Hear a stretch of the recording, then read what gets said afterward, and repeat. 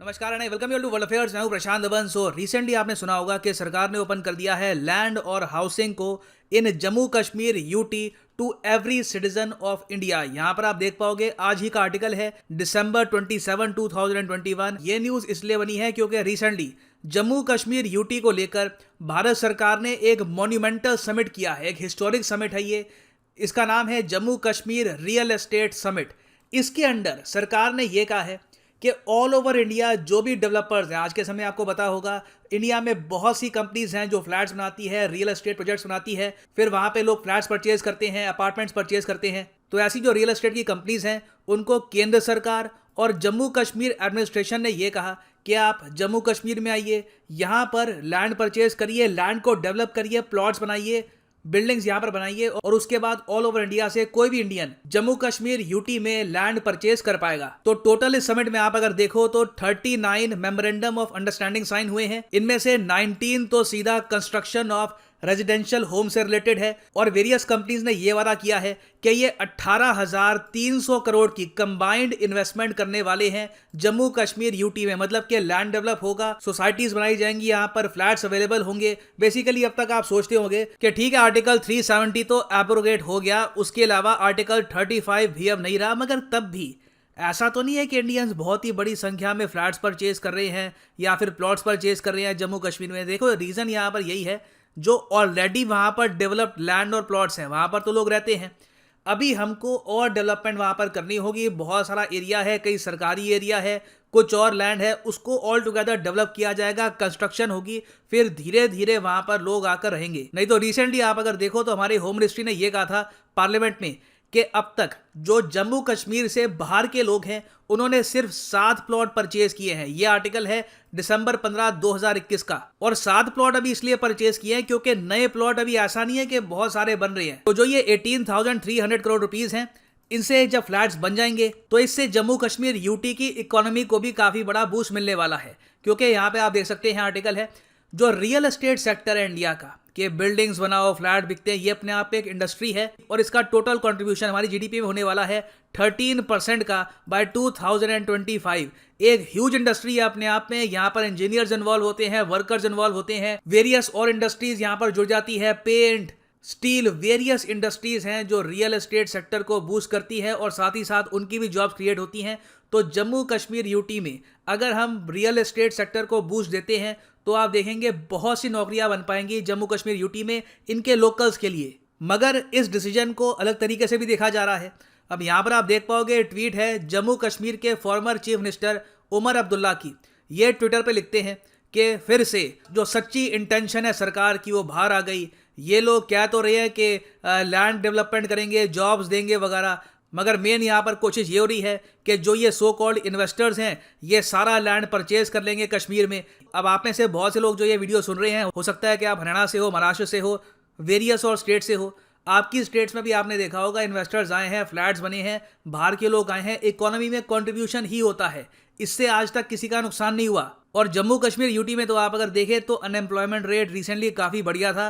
तो jobs produce करने के लिए हर सेक्टर को यहां पर टैप करना होगा। अब यहां पर आप पूछेंगे मगर इस सब में ये समिट खास क्यों है, अचानक से न्यूज सामने क्यों आ गई है, सरकार ने क्या कोई नया लॉ पास किया है? तो देखो इसका आंसर है नहीं। जो मिनिस्ट्री ऑफ होम ने Jammu Kashmir reorganisation third order 2020 निकाला था, उसके अंडर यह क्लियर कर दिया गया था कि अब कोई भी भारतीय नागरिक लैंड परचेज कर सकता है जम्मू कश्मीर में। मगर ऐसा तो है नहीं कि फॉर एग्जांपल आपके पास चलिए अपने खुद के पैसे पड़े हैं, 50-60 लाख पड़े हैं, आप चाहते हैं कि एक बार को 15-20 लाख का मैं एक फ्लैट ले लूँ, एक सेकंड होम ले लूँ जम्मू कश्मीर में।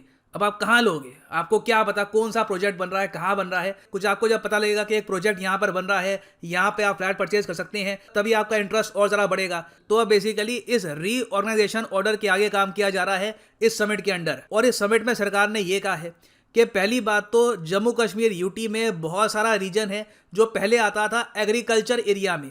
तो जो एग्रीकल्चरल एरिया है उसको भी कैसे रेजिडेंशियल पर्पस के लिए हम यूज कर सकते हैं, वहां पर भी कैसे हम डेवलपर्स को कह सकते हैं कि आप फ्लैट बना लीजिए, ये यहाँ पर डिस्कस किया गया है।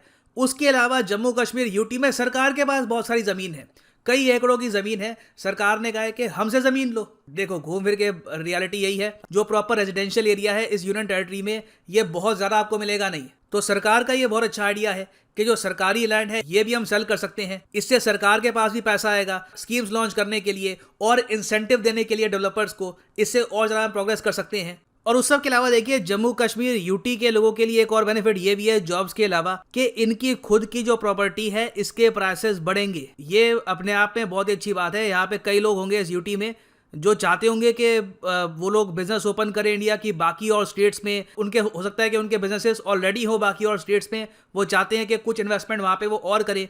तो अगर उनके पास कुछ एक्स्ट्रा लैंड है यहाँ पर वो सेल कर पाएंगे, उसका उनको कैपिटल मिलेगा। वो कैपिटल या तो जम्मू कश्मीर में या फिर कहीं और वो वापस री इन्वेस्ट भी कर सकते हैं। ओवरऑल देखिए इससे इकोनॉमिक एक्टिविटी काफी हद तक बढ़ेगी। और अभी तो आप ये भी देखेंगे कि बाहर के बहुत सारे देश हैं, for example United Arab Emirates, उनकी कई एमिरेट है, फॉर एग्जांपल दुबई है। इन लोगों ने ये कहा है कि ये लोग खुद real estate industrial park develop करने वाले हैं इन जम्मू एंड कश्मीर रीजन। तो धीरे धीरे आपको बहुत सारी प्रोग्रेस होते हुए दिखेगी। ऑब्वियसली ऐसा नहीं है कि आर्टिकल 370 हटा और रातों रात जो इंटीग्रेशन है होनी स्टार्ट हो जाएगी। It will take time. जो ये समिट है Jammu Kashmir real estate summit 2021 अभी 2022 में भी होगा। लगातार ये समिट किया जाएगा और ये summit host by the way कराती है ministry of housing and urban affairs. मैं आपसे यहाँ पे क्वेश्चन पूछूंगा कि अभी के लिए ministry of housing and urban affairs के मिनिस्टर कौन है? नीचे कमेंट सेक्शन में इसका आंसर करो। तो इस समिट का जो पीडीएफ इन्होंने रिलीज किया है, ये लोग यहाँ पर खुद कह रहे हैं कि अभी अर्बनाइजेशन का बहुत स्कोप है जम्मू कश्मीर में।